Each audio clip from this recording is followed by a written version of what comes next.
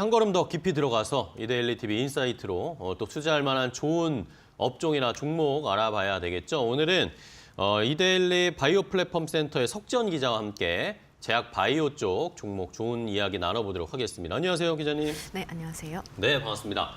자, 오늘은 또 어떤 제약 바이오 이 기업을 이야기를 나눠볼지. 오늘은 AI 좀 최근에 AI가 워낙 또 핫하니까 의료 쪽에서도 의료 AI 네. 이야기 많이 나오잖아요. 네. 오픈 AI가 또 우리나라 샘 올트먼 우리나라에 와서 의료 AI 업체들과 협업하고 싶다 네. 뭐 이런 이야기들도 많았는데 네. 오늘은 JLK 한번 이야기해 볼까요? 네. JLK가 또 좋은 소식이 있더라고요. 네네. 이 JLK가 뇌졸중 진단 솔루션을 개발한 네. 그 회사입니다. AI 기반으로요. 그런데 원래 미국 시장을 타깃으로 이제 되게 이쪽 시장에 진출을 많이 하겠다. 네네. 예전부터 이야기해오던 기업인데 일본 시장도 공략을 하고 있는데 미국보다 일본에서 먼저 그 솔루션에 대한 보험 수가를 획득할 가능성이 높다 이렇게 취재가 돼서 네. 이 내용 가지고 한번 이야기해 보려고 합니다. 네. 그래서 말씀드렸다시피 공격적인 매출 목표치를 미국에서 이렇게 막 최대 6천억 원 뭐 이런 식으로 이제 제시를 많이 해왔던 기업인데요. 이제 상반기 중에 미국보다 일본에서 먼저 그 솔루션 일부에 대한 보험 수가를 획득을 할 것 네네. 같다. 그래서 이 시장에서 발생하는 매출을 올해 전체로 따졌을 때 미국보다 일본에서 더 매출이 높을 것으로 예상된다. 이렇게 이제 말씀드리려고 합니다. 네. 일단 JLK가 개발한 뇌졸중 솔루션이 이제 10개가 넘습니다. 근데 이 중에서 JLK CTP라는 건데요. 뇌 CT를 찍은 그 네. 영상에서 이제 관류를 분석을 해서 이제 뇌졸중 골든 타임을 이제 확보하는 데 이제 중요한 역할을 하는 솔루션이라고 보시면 됩니다. 이 제품에 대해서 올해 상반기 일본에서 보험 수가를 이제 획득할 가능성이 매우 높다. 이런 내용입니다. 이 솔루션은 이미 이제 미국 식품의약품 FDA랑 미국의 식약처, 일본의 식약처라고 볼 수 있는 네. PMDA가 있거든요. 여기서 이제 동시에 인허가를 획득한 제품입니다. 네. 보통 이제 의료 AI 수가를 보면요. 미국이 가장 높고 그다음이 일본, 한국 이런 수준입니다. 네. 그런데 아직 미국에서는 보험 수가 적용된 제품이 하나도 없거든요. 그래서 이제 일본에서 만약에 상반기에 먼저 이제 보험 수가가 적용이 되면 매출로 바로 잡히기 때문에 그래서 올해는 미국보다 일본 매출이 더 높을 거다. 이렇게 전망이 나옵니다. 네. 자, 이렇게 JLK가 원래는 미국 쪽에 굉장히 집중을 하고 있는 상황이었는데 또 뭐 우리가 예상하지 못했는데 또 일본 쪽에서 네. 이렇게 의료보험 수가를 만약에 적용을 받게 되면 뭐 실적도 좋아질 것이고 이런 기대감 때문에 주가도 좀 올라갈 수 있을 네. 것이고 어쨌든 네. 의료 AI 쪽에서는 이 JLK가 우리나라에서는 상장된 게 1호 기업이잖아요. 네, 그러니까 그렇습니다.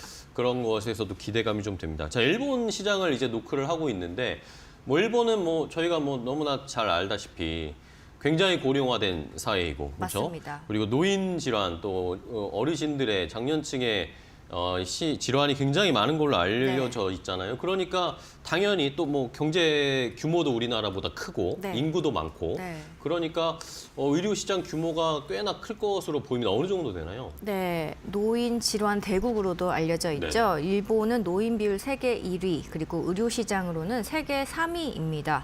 일본 보건 당국에 따르면 일본 같은 경우 75세 이상 노인 인구가 2천만 명을 넘어가고 있고요. 의료비가 이에 대한 의료비가 한 40%를 차지할 정도로 고령화가 심각합니다. 공적 의료 보험으로만 사상 최대인 437조 원을 계속 쓰고 있는 상황이라서 뇌졸중이랑 같은 이 고령자들 위주로 발생하는 질환에 대한 부담을 좀 줄이기 위해서 네. 일본이 지금 AI와 같은 첨단 기술을 도입하는 데 상당히 주력을 하고 있다고 합니다. 그렇습니다. 자, 그러면은 아까 뭐 어쨌든 미국 쪽에 원래 JLK가 미국에 네. 진출을 해서 미국 쪽에서의 빠른 시장 개척하겠다 이런 이야기나 뉴스들 코멘트들이 되게 많았잖아요. 네, 근데 네. 어떻게 해서 또 일본 쪽에 갑자기 이렇게 루트가 뭐 뚫린 거라고 해야 되나요? 어떻게 또 이렇게 시장 진출할 수 있게 된 거죠? 네, 여기 JLK의 김동민 대표가요. 네네.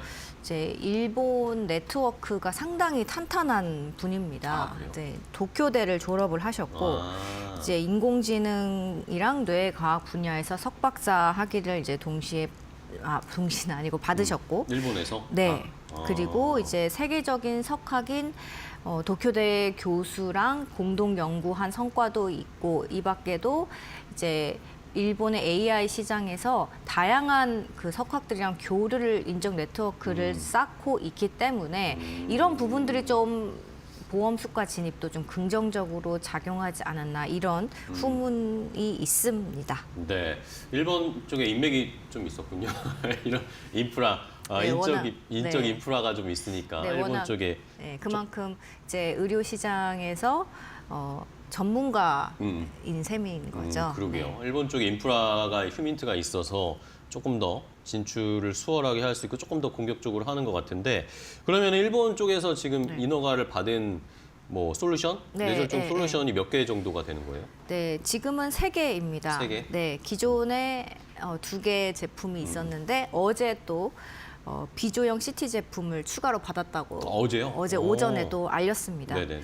그래서 뭐 기존의 JLK CTP, JLK PWI 제품에 대해서 뭐 간단히 소개를 해드리자면 네. CTP는 뇌 CT 관류 영상에서 이제 뇌 혈류를 분석을 해서 이제 뇌경색이랑 뇌 관류의 어떤 가능성을 타진해 주는 그런 제품이고 PWI는 MR 관류 영상을 통해서 이제 혈액 공급이 이제 좀 지연되고 있는 뇌 부분을 이렇게 파악을 해서 알려주는 그런 솔루션입니다.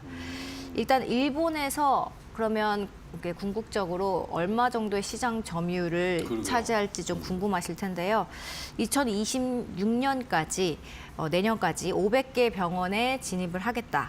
그러면 이렇게 따지면 점유율은 한 6% 정도 되고요. 2028년에는 2,200개 병원 진입, 점유율 한 26% 정도를 목표로 하고 있습니다. 그래서 보험 수가가 적용이 돼도 어떤 이제 유통 기업들이랑 이제 협업을 해서 이제 진출을 해야 되기 때문에 이제 상반기 중에 대형 유통사랑 계약을 하겠다 이런 계약이 유력하다 이런 분석도 지금 나오고 있고요. 네. 그래서 유통 전략도 보험 수가 못지않게 중요한 만큼 이 부분도 이미 이제 작업에 돌입한 상황이다 이렇게 보면 되겠습니다. 네. 자, 일본 시장을 이제 본격적으로 올해 진출을 할 텐데, 뭐 일본의 뭐 자국 업체들과도 뭐 경쟁을 해야 될 거고, 뭐 글로벌 업체들과도 경쟁을 하겠지만, 어쨌든 영업력을 이런 계속해서 유통사랑 계약을 체결하고 협의를 하고 있는 상황이네요. 네. 자, 그러면 이제 궁금한 건 네. 이게 이제 숫자로 바로바로 잡히겠냐는 거죠. 매출이 그러면은 일본 쪽의 매출이 올해 만약에 잡히면 매출 어느 정도 늘어날 거라고 예상할 수 있을까요? 네, 원래 이제 증권사 전망을 보면은 네. 올해 예상 매출 미국에서 85, 일본에서 65억, 그래서 한 전체 200억 원 정도를 예상을 했거든요. 네네. 그런데 이제 일본에서 상반기 보험 수가가 예상된다는 거는 이제 좀 새로운 뉴스라서 만약에 이제 좀 예상보다 빠르게 일본에서 이제 수가가 딱 이제 등록이 된다면 이제 현재 매출 예상치를 아마 상향 조정할 수 있다 이런 전망이 나오고 있습니다. 네. 자, 시장에서 일단은 뭐 어느 정도 상향이 될지를 계산하고 조사를 좀 하고 있을 것으로 보여요. 그런 예상치들도 저희가 나오면은 한번 체크를 해드리도록 하겠고, 자, 뭐 일본 쪽에 뭐 일단 좋은 소식들이 계속 나오고 있는데 원래 또 주력하고 있던 미국 쪽에서도 뭔가 좋은 소식 기대를 해봐도 될까요? 네, 올해 미국에서도 보험 수가 적용이 이제 됩니다. 근데 일본보단 좀 늦어서 한 3분기까지 보험 수가를 획득할 거다. 그래서 4분기부터 매출에 잡힌다 이런 분석이 나오고 있습니다. 네. 네. 자, 그러면은 뭐 일본도 그렇고 미국 쪽에서도 보험 수가 동시에 올해 달성할 수 있는 뭐 중요한 한 해이기도 하겠네요. JLK에 있어서는. 네. 자, 그러면은 뭐 미국에서도 지금 말씀해 주신 것처럼 보험 수가뿐만 아니라 FDA 인허가도 좀 추진하고 있다고 알고 있는데. 예. 미국에서 이미 이제 FDA 인허가를 받은 제품이 일본보다 훨씬 많습니다. 받은 거 있고 또 받는 게 추가적으로 네, 추진하고 있는 추가적으로도 거예요? 있습니다.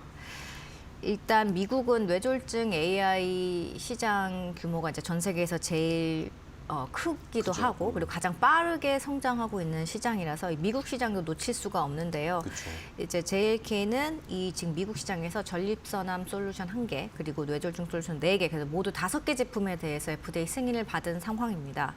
그래서 지금 현재로서도 AI 솔루션 중에서 미국에서 가장 많은 FDA 승인을 받은 제품을 보유한 회사가 이제 JLK입니다. 네.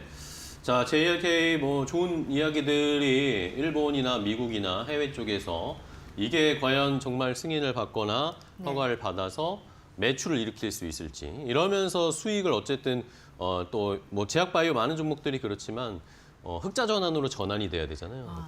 그래야 이제 주가가 힘을 받으면서 많이 올라갈 수 있을 텐데 관련해서 어떤 이야기들이 나올지 석지연 기자가 또 계속 모니터링 해주고 체크해 주시면서 다음에 또 얘기를 해주시면 좋을 것 같아요. 일단은 JLK 먼저 봤고요.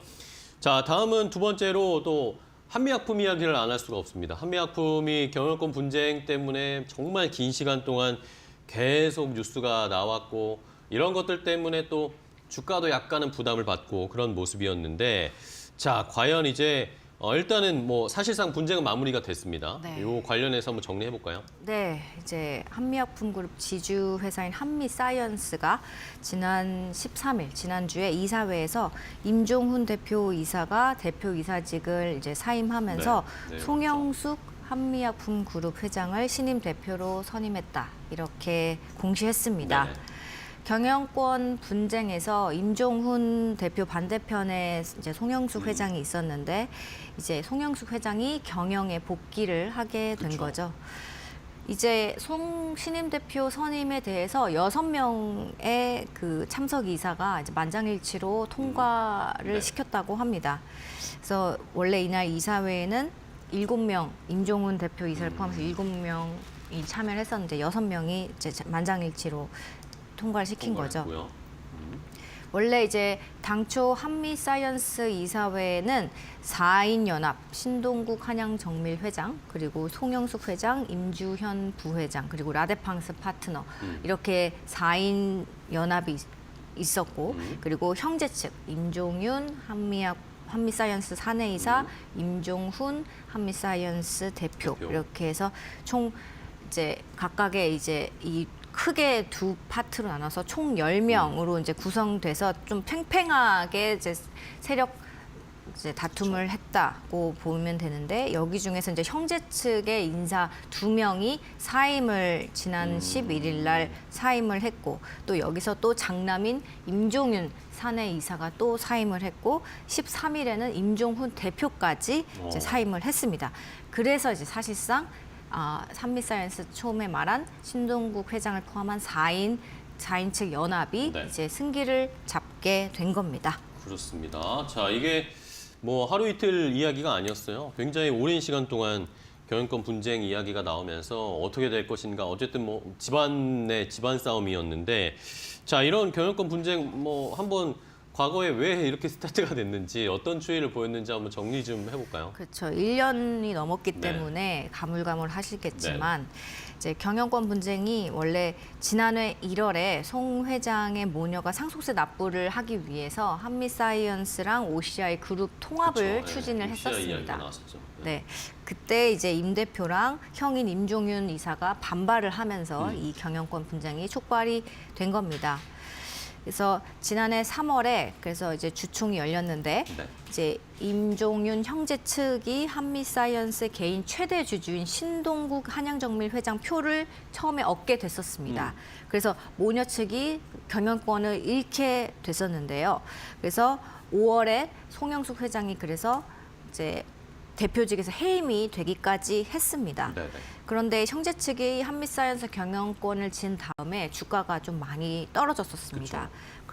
그러니까 이제 신 회장이 다시 모녀 측의 손을 잡아서 상황이 이제 반전이 되기 시작을 했습니다. 그래서 지난해 12월에 열린 이제 한미약품 이사회에서 모녀랑 신 회장 그래서 4인 아까 말씀드린 4인 연합 측 이사가 6명이 되면서 형제 측 이사는 4명이었는데 이제 6명으로 우위를 선점하게 됐고요. 네. 그래서 이제 최근에 한미사이언스 이사회에서 이제 형제 측을 포함한 이제 주요 이사들이 다 사임을 하면서 4인 연합이 최종적으로 승기를 잡게 된 것까지 오게 된 거죠. 네. 자, 이렇게 긴 시간 동안 결국에는 경영권 분쟁을 하고 나서 이제는 그러면 어쨌든 송 회장이 경영권을 갖고 본격적으로 사업을 진행을 하게 될 텐데 이게 여기서 이제 중요한 거는 결국에는 이제 이런 경영권 분쟁 이야기 좀 안 들리게 하고 네, 본업인 그렇죠. 이제 제약 쪽에서 바이오 쪽에서의 좋은 소식들을 막 들려주고 사업을 펼치고 실적이 좋아지는 걸 보여줘야 할 텐데 뭐 이게 가능하다고 보세요? 네. 그런데 이제 네. 실적을 좀 보면은 네네. 그렇게 나쁘지가 또 나쁘진 않나요, 않습니다. 또? 네. 이슈들이 있었지만 이번에 실적에서 한미약품이 전통 제약사 중에서 영업이익으로는 1위를 차지를 했습니다. 워낙 큰 또 회사니까. 예. 네. 그런데 뭐 지난해 의료 분쟁도 의료 대란이 있어가지고 그쵸. 이제 전체적으로 전통 제약사들 영업이익이 이제 하락을 하긴 했는데요. 그런데 이제 한민 여기다 경영권 분쟁까지 있었잖아요. 그쵸. 그런데도 이런 것들을 감안을 하면은 선방한 성적이다. 이렇게 이제 평가가 나오고 있습니다. 영업이익이 지난해 전년 대비 2% 감소한 2,162억 원을 기록을 했습니다. 네. 매출은 지난해 연결 기준으로 약 1조 5천억 원을 기록해서 조금 전년 늘었네요. 대비 0.3% 증가했습니다. 이제 중국의 현지 법인의 북경 한미약품 이쪽이 이제 영업이 매우 잘 되고 있는데요. 작년 매출 3,856억 원, 영업이익 822억 원, 순이익 742억 원을 달성을 했습니다. 북경 한미가 2022년에 처음으로 매출 3천억 돌파를 한 다음에 지금 네. 3년 연속 이렇게 견조하게 흐름을 이어가고 있는 점이 좀 주목이 됩니다. 네. 자, 어쨌든 뭐 한미약품은 뭐 워낙 기존에 가지고 있던 인프라나 뭐 영업력을 잘 발휘를 하고 있는 것 같은데 실적을 잘 유지하고 있는 상황인 것 같습니다. 올해는 조금 더 개선된 실적들을 보여준다면 뭐 주가는 또 많이 좀 내려와 있는 상황이니까 반등을 기대해 볼 수도 있을 것 같고 또 다른 쪽도 볼까요? 뭐 임종현 코리그룹 회장이 어쨌든 관여하고 있는 DXVX도 이것도 봐야 될 것 같은데 네, 그렇습니다. 이쪽은 어떤가요? 관리 종목 지정 가능성이 지금 아, 여기가 그래요? 지금 대두되고 있습니다.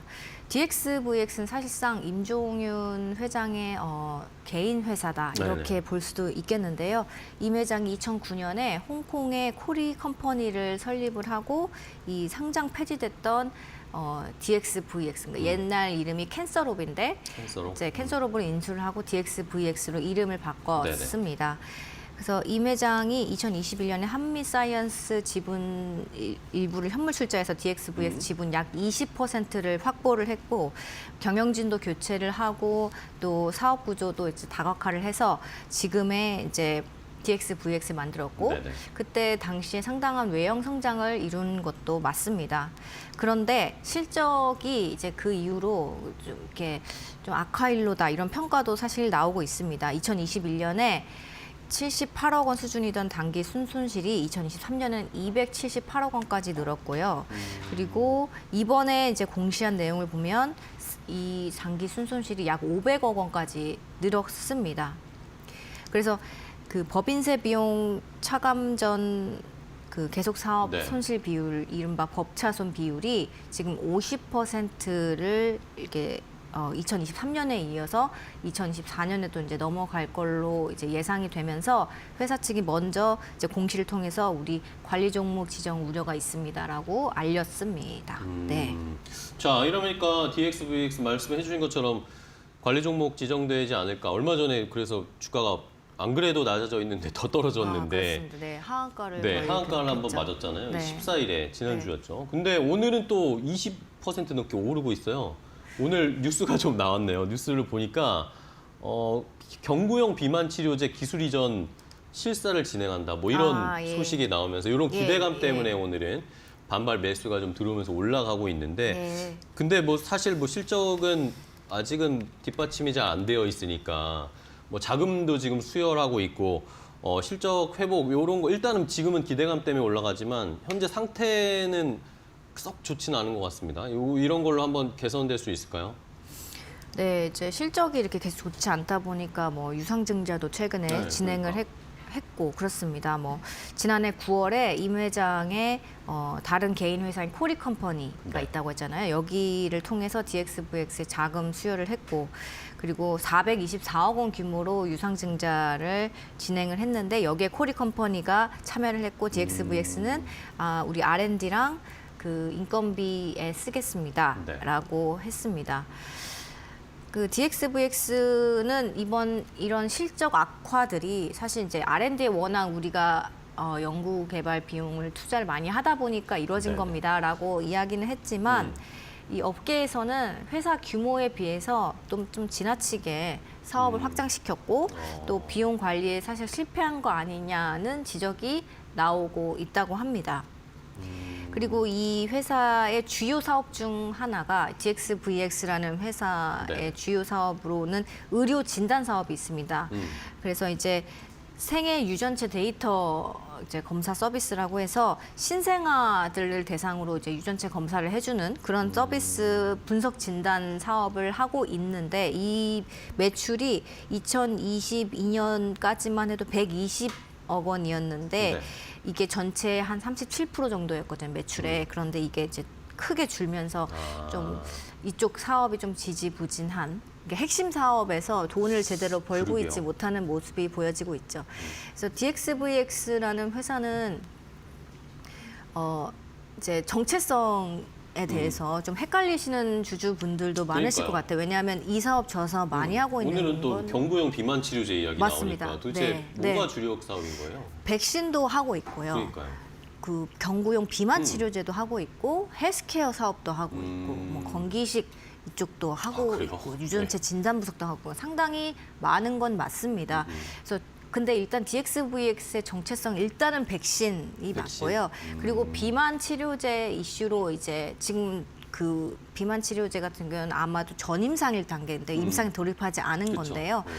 이게 이제 기술 이전 이야기는 사실 작년 하반기부터 계속 나왔던 이야기고 새로운 뉴스는 아니라고 아니에요? 보여집니다. 그래서 이 보실 때 비만 치료제라는 이제 이 좀 분야가 하나의 테마가 돼서 그쵸. 이제 사실 기사나 보도 자료만 나오면 주가가 움직이는 지금 시장 상황이 있는데 이 부분은 좀 잘 분별하셔 보셔야 할 필요가 있다고 보여집니다. 네, 알겠습니다. 자, DXVX까지 봤는데 뭐 석지원 기자가 코멘트를 해줬듯이 뭐 비만 치료제 이야기만 붙으면 뭐 요즘 뭐 제약바이오는 워낙 바로 반응을 보이니까 이건 뭐 추이는 계속 지켜봐야 되겠습니다. 기술 라이센스 아웃 실사를 뭐 국내 제약바이오 업체들과 하고 있다고 하는데 추이는 지켜보시면서 좀 투자하시는 데는 주의를 하셔야 된다는 것까지 마지막으로 알려드리겠습니다. 자, 이렇게 한미약품 이야기까지 자세하게 나눠봤습니다. 오늘 석지원 기자와 함께 제약바이오 쪽 또 인사이트 얻어봤는데요. 좋은 이야기 해주셔서 감사하고 다음 시간에 또 뵐게요, 기자님. 고생 많으셨어요. 네, 감사합니다. 네, 고맙습니다.